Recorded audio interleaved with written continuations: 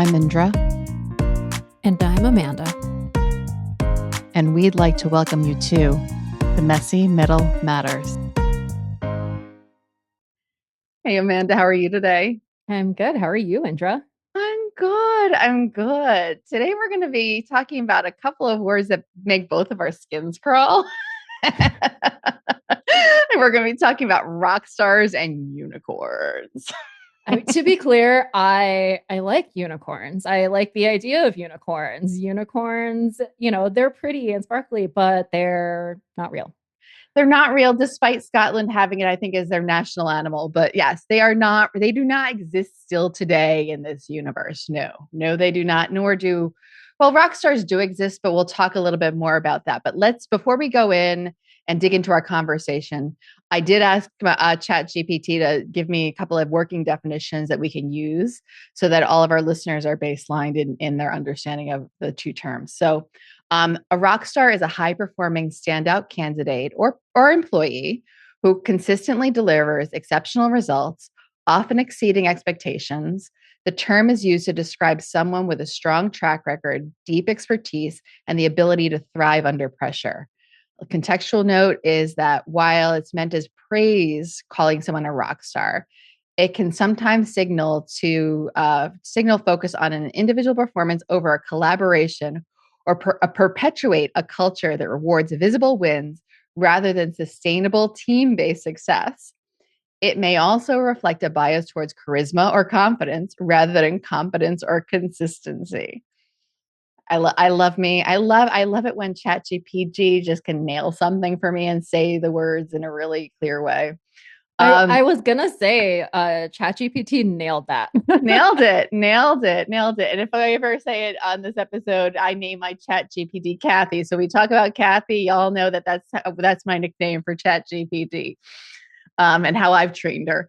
Okay, so unicorns. The definition that Kathy gave me for a unicorn is a rare candidate who meets an unusually specific or ideal set of criteria, often combining technical excellence, strategic thinking, cross-functional fluency, and interpersonal skills that seem too good to be true. The contextual note that she gave us is hiring managers often say that they're looking for a unicorn when writing a job description. It lists out an unrealistic combination of skills or experience. It can indicate perfectionism in hiring expectations or misalignment between the role's needs and market realities. The term may unintentionally discourage qualified candidates from applying. So magical thinking when it comes to when somebody writes up that job description that's looking unicorn hunting.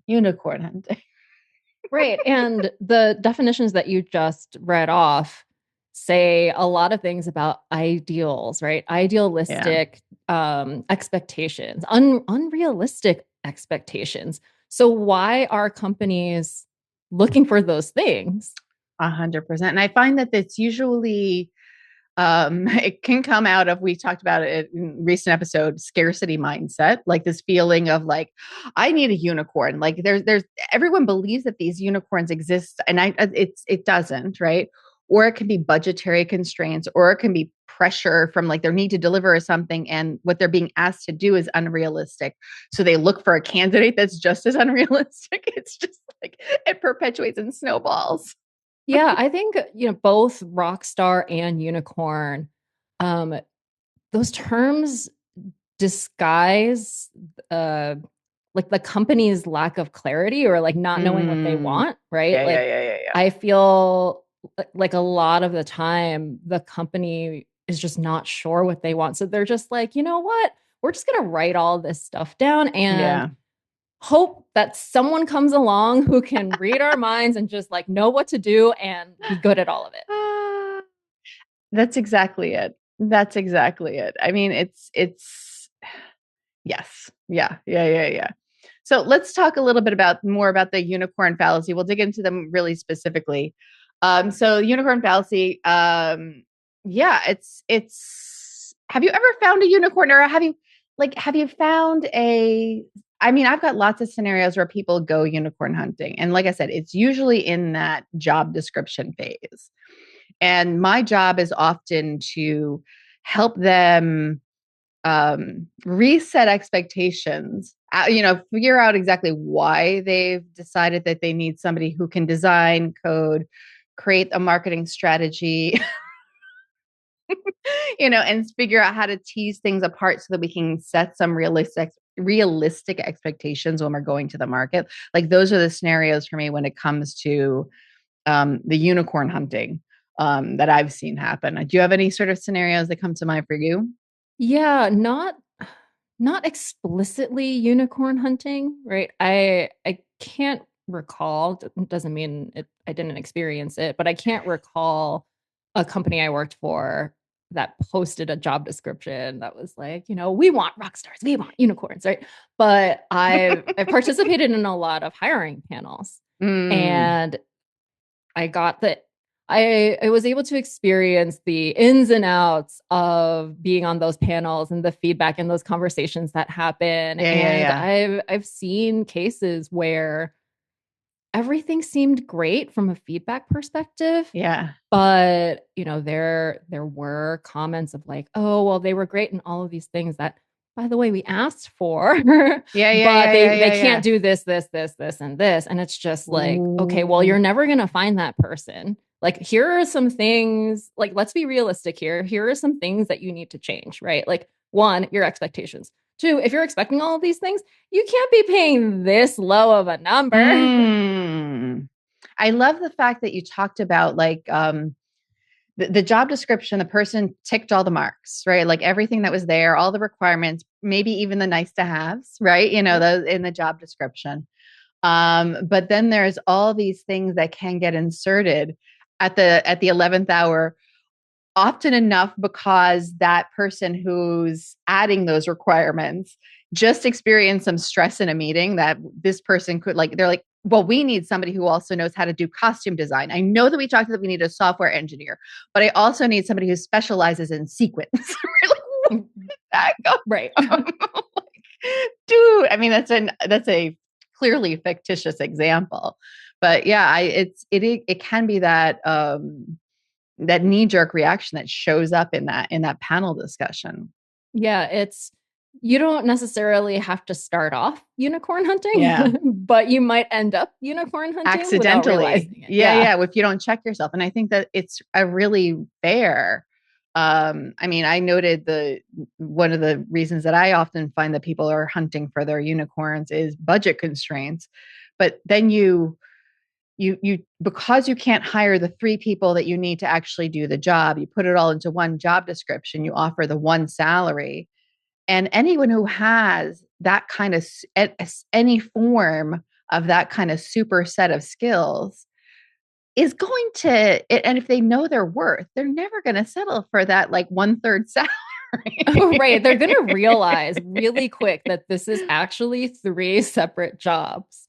Gosh, gosh, yeah, it's wild. It's wild. So okay, so we talked a little bit about the unicorns.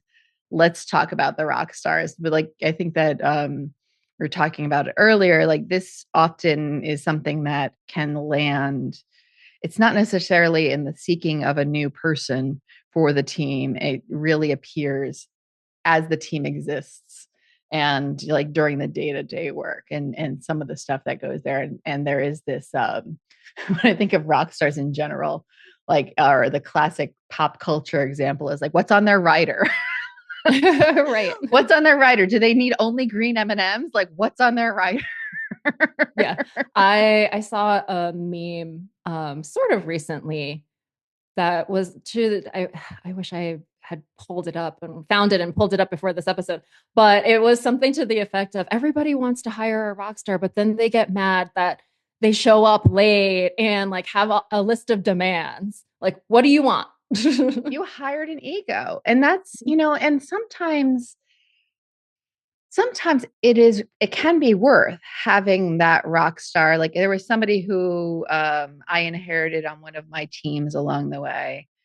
And he refused to be on calls, he refused to come into the office, he refused to, like, there are all these different things. And it was because he was hired at a time when I mean, it was a very particular skill set that we needed, but as we built out the team and we had more people who could do the same job as this person, like it became problematic. It became problematic. And it was really interesting with me to help like trying to navigate and understand how much I needed to hold on to this person who was the rock star for all this time versus how I could create a healthy balance on the team that I was leading. Yeah, as you were describing this rock star, a few rock stars I've encountered in my career came to mind, and it they all have that at least the people I have in mind. Yeah. They all have that they were hired at an earlier stage. Yep. They were, they had a certain set of skills, or they Yep. had that more generalist skill set because Yep. they could wear many hats. And it was possible to be a high achiever because the company was small at the time. Yes. Yes. Yes. Yes. And right. And like they've just built all of this social capital within the company as well. Mm-hmm. And as the company grew and scaled, it's like, well, pick a lane. You Yeah. don't need to do all of it. And you don't need to act that way. No, no, you don't. And it sort of makes, it doesn't sort of, it does make enough of your other team members feel like less than. Like when you Yeah. keep on calling that person, oh, they're the rock star, they're the this, they're the that. Like, those people feel, like less, like I said, less than. They can feel a little bit icky. And it can also then, if they see, Mr. or Ms. Rockstar getting rewarded for this more garish behavior, it then encourages people, especially early in their career, to act more garishly. Like I'm Right. sitting here thinking around, it's not quite the same, but it is the same. Like, so I worked at WeWork. I worked there during the peak and the downfall. Like, so it was really interesting, well documented too. Mhm. And like Adam Newman. Adam Newman was our CEO. What a personality. Like, what a personality. And in the startup world, you do need a leader who has magical thinking, who can rally people, who can pull folks together, who can like galvanize folks and create a movement of sorts, right? But what can happen is that the rest of the talent then starts to act that way. And I'm not saying that they happened all over the place or whatever. WeWork had some of the most talented, heartfelt individuals. Like I just want to just like really, really set that straight because there's a lot of misconceptions around what it was like to work at WeWork and who was working there. But from time to time, you'd see somebody acting in a particular way, and you're like, whoa, whoa, whoa, whoa, that works for Adam, not going to work here. Just like, and I see how you get swept up in that and you start to emulate these types of behaviors and you don't even think about it. It's not even necessarily in your nature. And you start doing some of these like things like, oh, if he was successful doing that, maybe I should try that out. And um, if you have too many people who are rock stars on a team or think that they're rock stars on a team, you breed a whole nother set of problems. Right. And I think calling people rock stars is a slippery slope. And I think in many cases, it's not meant to be, negative, right? It's No. meant to be like it's very well Yes. intentioned, a right? hundred percent. Very well intentioned, like, Indra, you're a rock star. Like you're just crushing it. You're a rock star. And when I've been called a rock star, because of, I guess, just what I've experienced of other people, being called rock stars and this behavior that happens and all of the things we just mentioned. When I've been called a rock star, I have like a kind of reaction now. I'm like, thank you, but really, like, I don't know. Like I don't want to I don't need that pressure of maintaining rock star status, I guess, is what I'm trying to say. Ooh, I like that. I like that. But I also like the fact that you talked about how, like, that first time that someone calls you a rock star, it feels kind of good. It does. It does. And then you realize what it takes to be a rock star and to maintain that rock star status. And it's just an unnecessary amount of pressure It's and that like on unrealistic. yourself. It's Yeah, unrealistic. You want to be a on normal yourself. person again. Right. And then you think about how, like we mentioned, how it impacts the rest of Yeah. the team. And you're like, oh, this actually isn't a good thing. Yeah. And I think that, where I've seen it used well, that phrase is, Amanda was a rock star in this particular situation. For this week, we needed her to step up and she was a rock star in this moment. And we're not going to expect that for her forever, but she knew how important this was. And high fives for Amanda for stepping up in this moment. Like, you can, deputize somebody as a temporary rock star. And I think that's a good way to use some sort of accolade, and whether or not you use like literally that phrase or not. There's other synonyms for rock stars that are out there, or even sometimes say, oh, you're such a unicorn, you can do so many things. Like, use it very judiciously if it does slip out, or add a qualifier afterwards and say, hey, you're awesome, thank you, I don't expect that of you all the time, Right. but like, for this moment, I'm so happy you did it, and thank you, we're all grateful for it. Yeah. It's just going back to setting realistic expectations. Realistic expectations. And another thing, it's not a rock star, it's not a unicorn, but another term that I hear an awful lot that is in my opinion, is an unrealistic expectation, is the myth of a full stack engineer, a full stack designer, a full stack any human being. I don't I think I find this term problematic. I don't know what we're going to dig into this. So don't worry, folks. I'm not going to just say this line and like walk away from it. But, I don't know what your impression is of that terminology or experiences with that particular turn of phrase or label or title. Yeah. The full stack is an interesting one because I do think the idea, the concept of a full stack engineer exists, Mm-hmm. but what we are defining as a full stack and with the broader we Yeah. are defining as a full stack engineer perhaps is not the most realistic. I think that's a good way to phrase it. I think that there is, when somebody hears full stack engineer, their brain automatically assumes, oh, they can do everything and they can do it all like a rock star. Right. They can do all of the things and they can do all of the things well. And that is not realistic. No, no, which is where I love the terminology, something I was introduced to years ago. When it first came into the zeitgeist, it was I people and T shaped people. So the I shaped person is somebody with deep, like they're a specialist. They're really deep in one particular field or skill or whatever it might be. Like, they are just really focused on that and don't necessarily have other skills. So if we're thinking, let's just use software engineers and continue down that. They're a database engineer. They know databases really well. That's their skill set. You should never ask them to create HTML or, microservices or whatever else you might need to do. They really specialize in something. And then there's the idea of a T-shaped person. So a T-shaped person, you can think of it like a tree. Like, there's a trunk of a tree. They're really good at database engineering, but they have enough skills where they can dabble in HTML. They can dabble in microservices. They can dabble in, I always use Flash technology as my ridiculous example sometimes, but like, there's other technologies that they can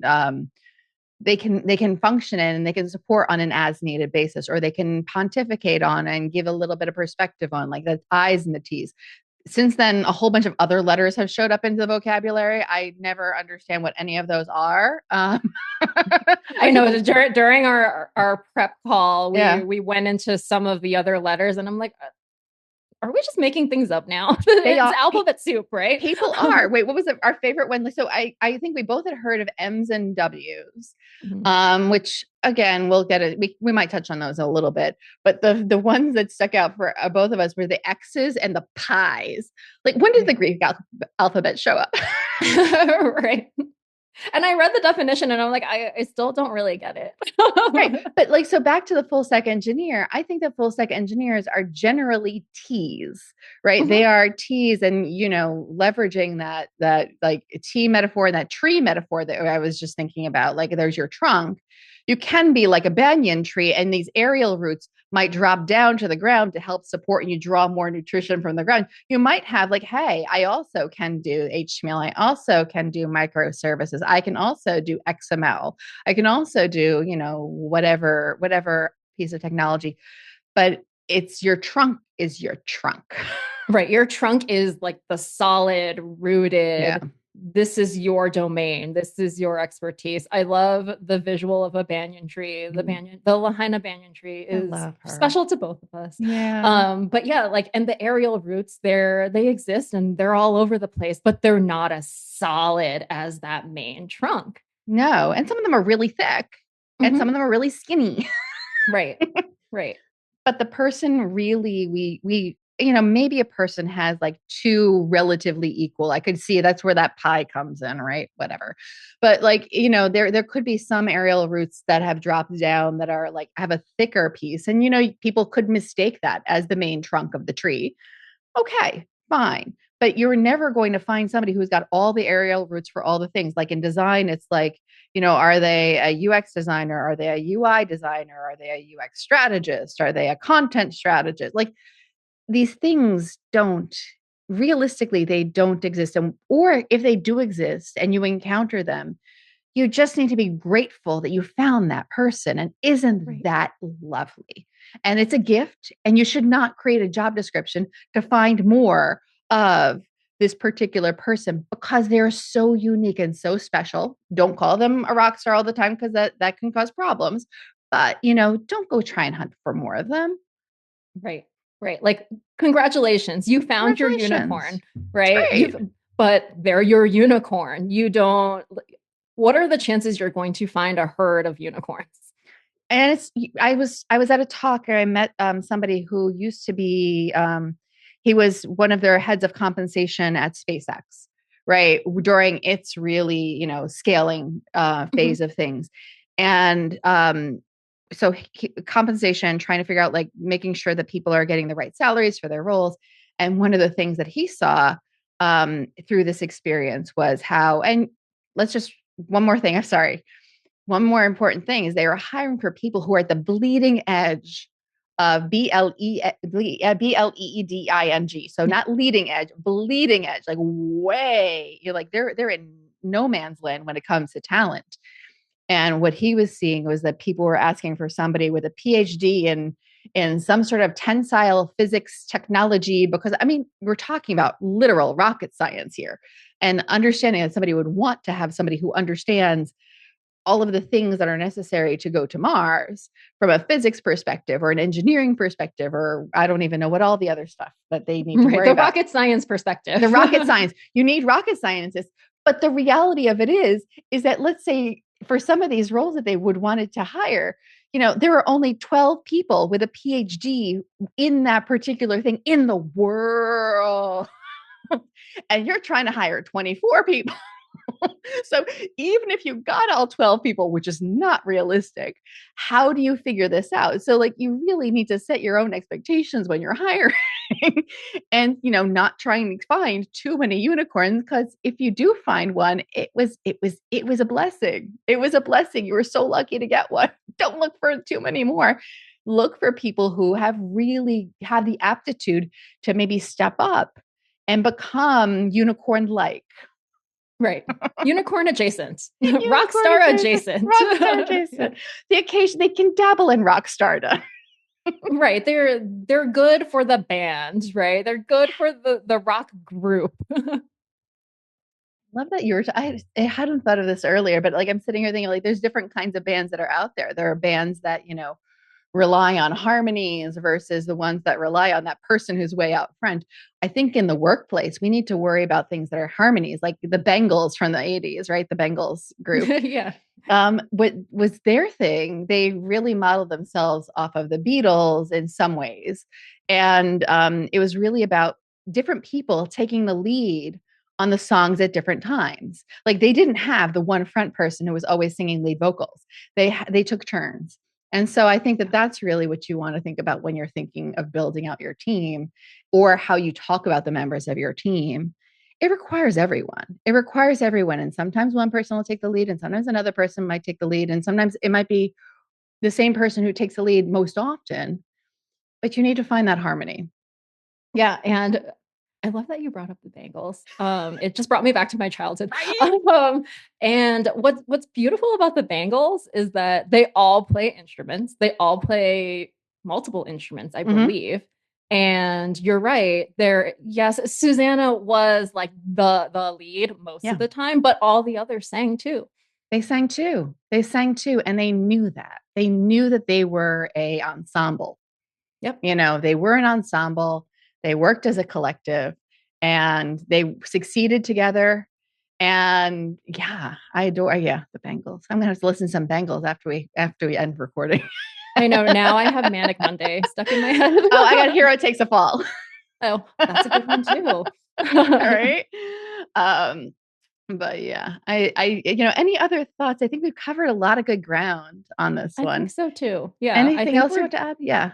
No, I think just the lesson here is stop hunting unicorns. And if you find one, congratulations. You found one. But don't expect a herd of them.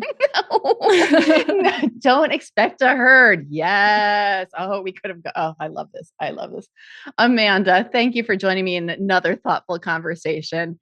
And to all of our listeners for joining us. Hopefully everyone heard something that helped them feel a little bit more seen or supported or validated. And we hope that you join us next time when we explore another topic from the messy middle. Bye, everyone. Bye.